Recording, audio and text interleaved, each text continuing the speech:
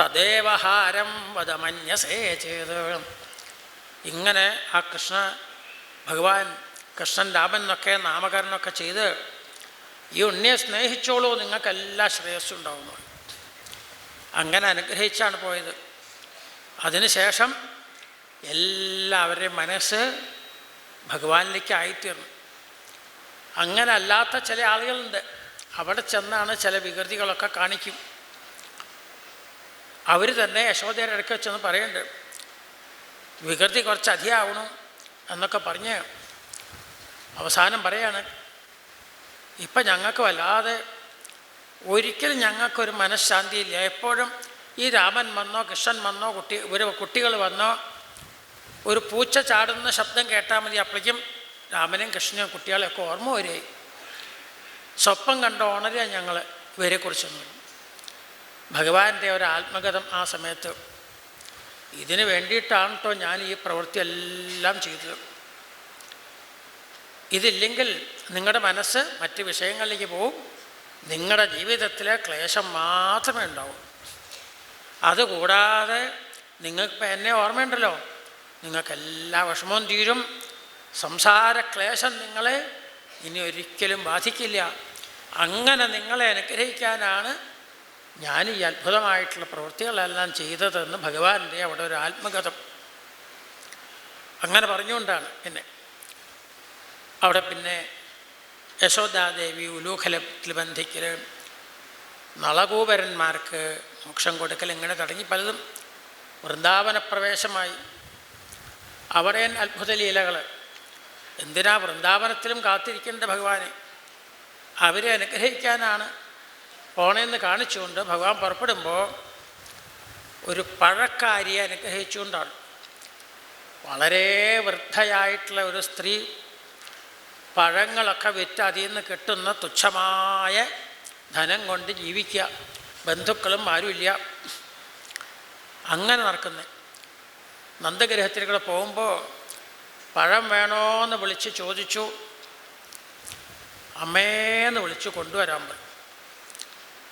ഭഗവാൻ കൃഷ്ണനും ഇതുപോലെ ഒരു ഭക്തൻ്റെ വാക്ക് പോലെ ഭഗവാൻ സമർപ്പിക്കാൻ കൊണ്ടുവരുന്ന പോലെ പഴം വേണോയെന്ന് അത്ര ശുദ്ധമായിട്ടുള്ള ശബ്ദം കേട്ടപ്പോൾ അനുഗ്രഹിക്കണമെന്ന് വിചാരിച്ചു, അമ്മയെ കൊണ്ടുവരുമെന്ന് പറഞ്ഞു.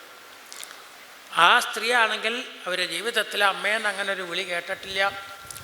കൊണ്ടു ചെല്ലുന്നു, ചന്താമര പോലെ തൊടുത്തെ കുഞ്ഞു കൈകൾ കാണിച്ചു കൊടുത്തു, അതിൽ പഴങ്ങൾ അങ്ങനെ എടുത്തു വയ്ക്കുക. ഒരു പ്രത്യേക ഒരു സന്തോഷം, കാരണം ഭഗവാന്റെ കയ്യിലാണ് വയ്ക്കണത്. നമ്മളെന്തെങ്കിലും ഒന്ന് സമർപ്പിക്കുമ്പോൾ മനസ്സിനൊരു സന്തോഷം തോന്നിയാൽ ഭഗവാൻ സ്വീകരിച്ചു എന്ന് മനസ്സിലാക്കിക്കൊള്ളുന്ന, അല്ലാണ്ട് ശൈലോസ്മി എന്നൊക്കെ പറഞ്ഞ് വന്ന കൂട്ടത്തിൽ നമ്മുടെ മുമ്പിൽ വരില്ല. അത്രയ്ക്ക് ഭക്തിയില്ല നമുക്കതുകൊണ്ടാണ്. ഭക്തി വിശ്വാസങ്ങളുണ്ടെങ്കിൽ വരും. അപ്പം അതുകൊണ്ട് ഭഗവാൻ അങ്ങനെ മുമ്പിൽ വരില്ല. അപ്പം നമ്മുടെ മനസ്സിന് സന്തോഷം തോന്നിയാൽ ഭഗവാൻ അത് സ്വീകരിച്ചു എന്ന് മനസ്സിലാക്കിക്കോളൂ എന്നാണ്. അങ്ങനെ വലിയ സന്തോഷം തോന്നി. കുറെ കഴിഞ്ഞപ്പോൾ ഇതിനെന്താ ഒരു വില തരേണ്ടത് എന്ന് ചോദിച്ചു. അവ പറഞ്ഞു, നാളെ ഇതിലേ നടക്കുമ്പോൾ അവിടുത്തെ ആ കുഞ്ഞി കൈകളിൽ ഒരു 4 പഴമെടുത്ത് വയ്ക്കണം, അതിനെ അനുഗ്രഹിച്ചാൽ മതി എന്ന് പറഞ്ഞു. ആ നാളെയും വന്നോളൂട്ടോ എന്ന് പറയും. ഇവിടെ എന്തെങ്കിലും ഉണ്ടെങ്കിൽ തരാമെന്ന് പറഞ്ഞു. ഉള്ളിൽ പോയി കുറച്ച് ധാന്യമണികൾ കൊണ്ടുവന്നു. ഇതേ ഉള്ളൂ കേട്ടോ ഇവിടെ എന്നും പറഞ്ഞ് അത് പാത്രത്തിലിട്ട് കൊടുത്തു, പഴക്കൊട്ടയിൽ. അതും കൊണ്ട് പോണു. അതൊക്കെ രത്നൈഹി ഫലഭാണ്ഡമപൂരിച്ച. ചെന്ന് നോക്കുമ്പോഴാണ് അതൊക്കെ രത്നങ്ങളെ കൊണ്ട് നിറച്ചിരിക്കുക. അത് വെച്ചുകൊണ്ടാണ് പറഞ്ഞത്, ഭഗവാനെ വിചിത്രരൂപസ്തവ ഖൽവനുഗ്രഹ. അവിടുത്തെ അനുഗ്രഹം എങ്ങനെയെന്നൊന്നും ആർക്കും പ്രവചിക്കാൻ പറ്റില്ല. വിചിത്രരൂപ എന്ന് പറയാൻ പറ്റും. ചിലർക്കെല്ലാം നഷ്ടപ്പെടുമ്പോഴാണ് ഭഗവാനെ ഞാൻ വിവേകമില്ലാണ്ട് അവിടുത്തെ മറന്ന് ജീവിച്ചു, അതുകൊണ്ടല്ലേ എനിക്കിതെല്ലാം നഷ്ടം വന്നതെന്ന് അവർക്ക് ഓർമ്മ വരും. ചിലർക്ക് കുറേ അധികം കിട്ടുമ്പോഴാണ് ഭഗവാനെ മറ്റാർക്കും ഇല്ലാത്തത് എനിക്ക് തന്നില്ലേ അവിടുന്ന്, അങ്ങനെയും ഭഗവാനെ ഓർമ്മ വരും. വിചിത്രരൂപ തവ ഖൽവനുഗ്രഹ. ഇങ്ങനെ അനുഗ്രഹിച്ചുകൊണ്ടാണ്. അപ്പോഴേക്കും പിന്നെ അവർക്ക് ഭഗവാന്റെ അനുഗ്രഹമല്ലേ കിട്ടിയേക്കണത്. എല്ലാ ബന്ധുക്കളും എല്ലാവരും ഉണ്ടായി സുഖമായിട്ട് ആ ഭഗവാനിൽ ചെന്ന് ലയിക്കാൻ കഴിഞ്ഞു എന്നാണ്. ഞാൻ ഇതുപോലെ അനുഗ്രഹിക്കാനാണ് എന്നെ കാത്തു നിൽക്കുന്ന ആൾക്കാർ ധാരാളമുണ്ട് വൃന്ദാവനത്തിൽ എന്ന് പറഞ്ഞുകൊണ്ടാണ് ഭഗവാന്റെ അവിടേക്ക് പോക്ക്. അപ്പോഴാണ് വനഭോജന സമയത്താണ്. സാധാരണ ഭഗവാൻ യജ്ഞഭുക്കാണല്ലോ, യജ്ഞഭുക്ക് ബാലകേളി. യജ്ഞത്തിൽ വച്ച് വഷട്കാരത്തോടൊക്കെ കൂടി ഭഗവാന് സമർപ്പിക്കുമ്പോൾ യജ്ഞത്തിലാകുമ്പോൾ വഷട്ട് എന്നുള്ള ശബ്ദം. വിശ്വം വിഷ്ണുർ വഷട്കാര. വഷട്കാരം ചെയ്തുകൊണ്ട് ആരൊക്കെ അവിടെ സമർപ്പിക്കുന്നോ ഹവിസ് സമർപ്പിക്കുന്നുവോ ആൾ വഷട്കാരൻ. അല്ലെങ്കിൽ ഏതൊരു കർമ്മത്തിലാണോ ഭഗവാന് സമർപ്പിക്കുമ്പോൾ വഷട്ട് എന്നുച്ചരിക്കുന്നത് അത് വഷട്കാരൻ. യജ്ഞസ്വരൂപി, യജ്ഞോ വൈ വിഷ്ണു എന്നൊക്കെ അർത്ഥം. അപ്പോൾ അത് കണ്ടപ്പോഴാണ് ബ്രഹ്മദേവന് ഈ കുട്ടികൾ കൊടുക്കുന്ന ഭക്ഷണമൊക്കെ കഴിച്ച് ഇത് കണ്ടപ്പോഴാണ് ഇത്രയൊക്കെ മന്ത്രപൂർവം വളരെ ശ്രദ്ധിച്ച് ശുദ്ധമായ ഹവിസ് സമർപ്പിച്ചാലേ സ്വീകരിക്കുള്ളൂ എന്നുള്ള ഭഗവാൻ ഇപ്പോൾ ഇവർ കൊടുക്കുന്ന ഭക്ഷണമൊക്കെ കഴിച്ചുകൊണ്ടല്ലേ.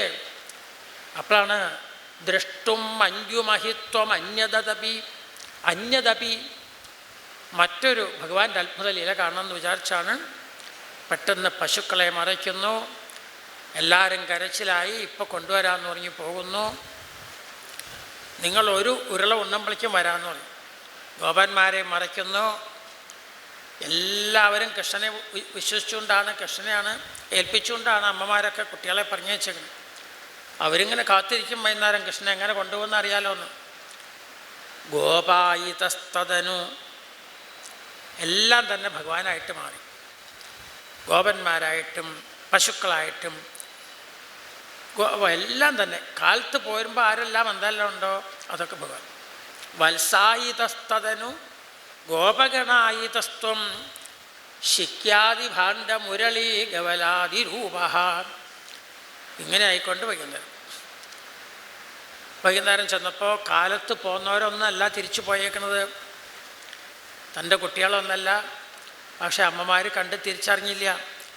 കുട്ടികളാന്ന് വിചാരിച്ച് വേഗം സ്വീകരിക്കണം. മനുഷ്യർ ചിലപ്പോൾ കുട്ടികളെ കണ്ടാൽ തിരിച്ചറിഞ്ഞില്ല എന്ന് വരും. പശുക്കൾക്ക് അങ്ങനെ വരില്ല. അവർ വന്ന് സ്വീകരിക്കണോ, നക്കി തുടയ്ക്കണോ, ചുരത്തി കൊടുക്കണോ, അങ്ങനെ ഇങ്ങനെ ഒരു ദിവസം 2 ദിവസമല്ല, 1 വർഷം ആവാറായി. അപ്പോഴാണ് ബലരാമസ്വാമിക്ക് പോലും മനസ്സിലായിരുന്ന മുക്തസ്തനെ സ്വപത്യേഷ്വപ്യഹേതുവിദചിന്തയത്. പശുക്കുട്ടികൾക്കൊക്കെ അതിൻ്റെ കുട്ടിയോട് എത്ര കാലം ഉണ്ടാവും സ്നേഹം. അത് പുല്ലൊക്കെ തിന്ന് വെള്ളം കുടിക്കുന്നവരെ, അത് കഴിഞ്ഞാൽ തൻ്റെ കുട്ടിയെ തിരിച്ചറിയ പോലും ചെയ്യില്ല. അത്രയേ ഉള്ളൂ. ഇത് 1 കൊല്ലം കഴിഞ്ഞിട്ടും സ്നേഹം കൂടുതൽ. എന്താ ഇങ്ങനെയെന്ന് ബലരാമസ്വാമി ചിന്തിപ്പോഴാണ്, ബലരാമസ്വാമി നോക്കുമ്പോഴാണ് സർവം വിഷ്ണുമയമായിട്ട് കാണുകയാണ്. ബ്രഹ്മദേവനാണീ നോക്കുമ്പോൾ വീണ്ടും കുട്ടികളൊക്കെ കളിച്ചുകൊണ്ടിരിക്കണു. താൻ മായ കൊണ്ട് മറിച്ചവരെയൊക്കെ കൊണ്ടുപോയോ കൃഷ്ണൻ? നോക്കുമ്പോൾ അവരൊക്കെ അവിടെയുണ്ട്, വീണ്ടും വന്നുണ്ട്. അങ്ങനെ നോക്കുമ്പോഴാണ് എന്താ പറ്റിയെന്ന് വിചാരിച്ച് വിഷമിച്ച് നോക്കുമ്പോൾ വ്യതിരിഷ്യന്ത ഘനശ്യാമാഹ പീതകൗശേയവാസസഹ. എല്ലാവരും വിഷ്ണുരൂപം സ്വീകരിക്കുന്നു. അങ്ങനെ വൃന്ദാവന ഭൂമി മുഴുവൻ അതിന് നടുക്ക് ആ കബള ചോരുരുളയും കൈ വെച്ചുകൊണ്ട് ഭഗവാൻ നിൽക്കുന്നുണ്ട്.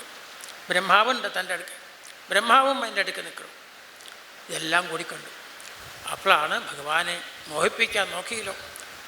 ഭഗവാൻ ഈ ശക്തി തന്നിട്ട് ഈ ബ്രഹ്മപദവിയിൽ ഇരിക്കണേ എന്തിനാ? ഇത്രയും ഭക്തിയില്ലാണ്ട് ചെന്ന് പാദത്തിൽ നമസ്കരിച്ചു, രക്ഷിക്കണേ രക്ഷിക്കണേ എന്ന് പറയും. ഭഗവാൻ അനുഗ്രഹിച്ചു പറഞ്ഞയച്ചു എന്നാണ്.